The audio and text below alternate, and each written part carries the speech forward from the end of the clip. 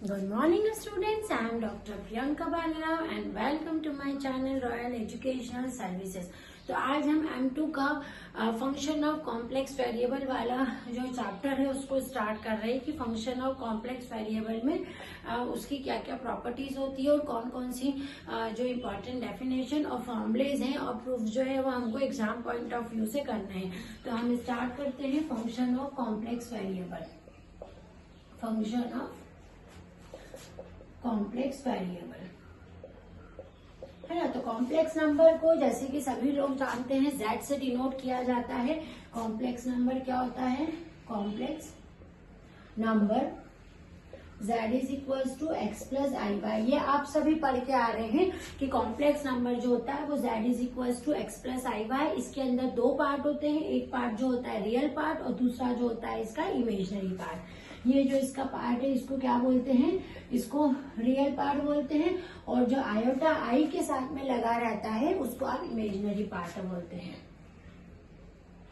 Imaginary part, ठीक है। तो ये आपका कॉम्प्लेक्स वेरिएबल हो गया z complex number z is equals to x plus i y. अब यदि इसको एक फंक्शन में आप कर दे, मतलब फंक्शन के साथ में इसको रिप्रेजेंट करते हैं, तो फंक्शन के साथ में कैसे करते हैं? f of z। अब इस फंक्शन को रिप्रेजेंट करने के लिए एक दूसरा कॉम्प्लेक्स वेरिएबल रहता है यहाँ पर, वो रहता है w, ठीक है, जो आप इस चैप्टर में बार बार देखेंगे। w equals to f of z और कॉमा लिखा रहेगा यहाँ पर z is equals to x plus i y. मतलब ये जो कॉम्प्लेक्स नंबर है इसको फंक्शन में रिप्रेजेंट करने के लिए जो एक नया वेरिएबल लिया जाता है वो होता है w, ठीक है। तो ये फॉर्म जो है आप कॉम्प्लेक्स नंबर में, कॉम्प्लेक्स वेरिएबल में देखेंगे w equals to f of z, that is z is equals to x plus i y, है ना। मीन्स आप इसको इस तरह से लिख सकते हैं, f of z equals to u x comma y plus i v x comma y. ये हमारा एक्सपैंडेड फॉर्म है कॉम्प्लेक्स नंबर का, ठीक है। अब क्या है, इस जो यूनिट है इसके अंदर हमको डेरिवेटिव ऑफ कॉम्प्लेक्स नंबर भी निकालने पड़ेंगे। तो हम देख लेते हैं डेरिवेटिव ऑफ कॉम्प्लेक्स फंक्शन जो होता है उसका फॉर्मूला क्या होता है। दूसरा है डेरिवेटिव ऑफ कॉम्प्लेक्स फंक्शंस, ठीक है। कॉम्प्लेक्स फंक्शन का डेरिवेटिव क्या होता है?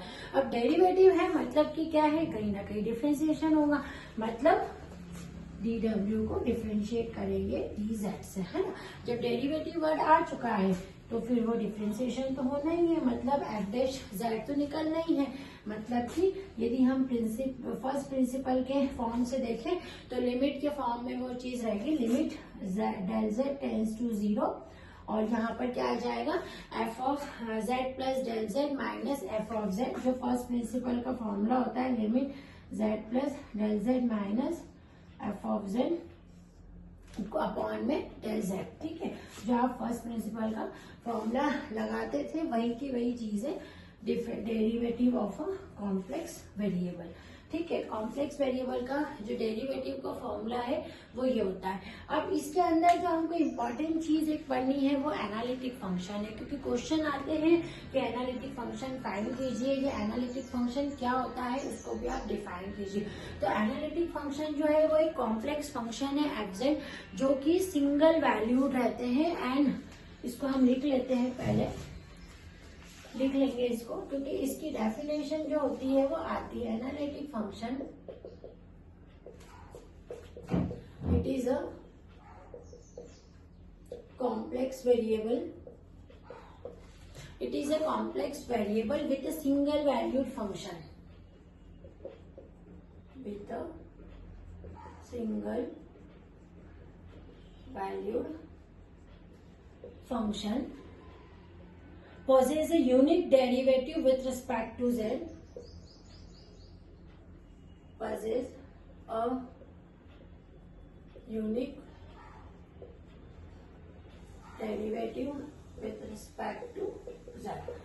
क्या लिख रहा है इसके अंदर? लिख रहे हैं कि ये एक कॉम्प्लेक्स एनालिटिक फंक्शन, एक कॉम्प्लेक्स नंबर रहते हैं जिनके सिंगल वैल्यू फंक्शन रहती है, जिसके अंदर जो डेरिवेटिव रहते हैं वो यूनिक रहते हैं, किसके रिस्पेक्ट में, z के रिस्पेक्ट में, ठीक है, then it is said to be a analytic function, ठीक है। मतलब जो डेरिवेटिव है, आप तो ये समझे कि डेरिवेटिव जो है एनालिटिक फंक्शन में ये यूनिकली एग्जिस्ट होता है, ठीक है, इतना अपन समझते हैं इसके एनालिटिक की डेफिनेशन में। अब एनालिटिक फंक्शन के जो क्वेश्चंस रिलेटेड है ये हम आगे वीडियोस में और देखेंगे कि किस तरह से एनालिटिक फंक्शन को निकाला जाता है, किस तरह से फंक्शन का एनालिटिक शो किया जाता है। अब इसमें जो एक इम्पॉर्टेंट टॉपिक है एनालिटिक के बाद है वो है सीआर इक्वेशन, कॉची रैमन्स इक्वेशन, जिसको शॉर्ट में हम क्या बोलते हैं, CR equation, Cauchy Ramon equation means CR equations बोली जाती है इसको। एनालिटिक फंक्शन के जैसा ही ये टॉपिक है, लेकिन इसके क्वेश्चंस बहुत ज्यादा होते हैं कि कॉची इक्वेशन जो है, बताइए कि कॉची सीआर इक्वेशंस क्या होती है और उसमें किस तरह से उसमें प्रूफ किया जाता है। तो इसकी इक्वेशन का जो फॉर्मेट है वो आपका होता है del u by del x equals to del v by del y and del u upon में del y equals to minus del v upon में del x, है ना। तो क्या होता है, del u अपॉन में del x equals to del v upon में del y and del u upon में del y equals to minus del v upon में del x। तो ये कॉची रैमन्स इक्वेशन जो है उसका पूरा फॉर्म है ये, ठीक है। ये इक्वेशन जो है आपको याद रखनी है। आपको क्वेश्चन आएगा कि कोई भी इक्वेशन देके रखी रहेगी, क्या वो सीआर इक्वेशन सेटिस्फाई करती है, तो आपको वहां पर क्या डेरिवेटिव निकालना है, del u by del x निकालना है और v को y के रिस्पेक्ट में करना है। ये पार्ट फर्स्ट में इक्वल आना चाहिए, फिर दूसरे में u की वैल्यू को y के रिस्पेक्ट में डिफरेंशिएट करना है और उसकी जो v को जब आप करोगे ना तो उस समय वो नेगेटिव में वैल्यू आएगी।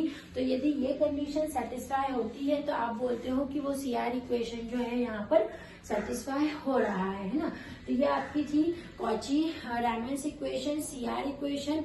इसके साथ ही इसके अंदर रहता है हार्मोनिक फंक्शन। हार्मोनिक फंक्शन निकालने की इसकी इक्वेशन है हार्मोनिक फंक्शन। बहुत ही सिंपल और प्यारा सा फंक्शन है, केवल सेकेंड डेरिवेटिव इसमें लगा है डेल स्क्वायर वी अपॉन में del x square plus del square v upon में डेल वाई स्क्वायर।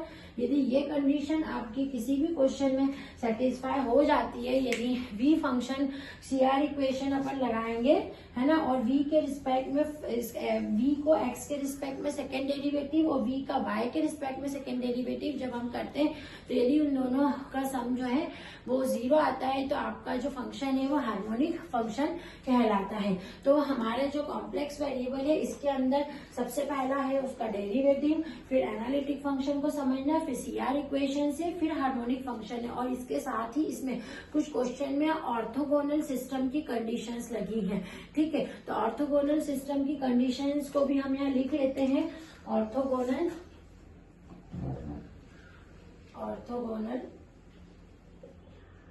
सिस्टम।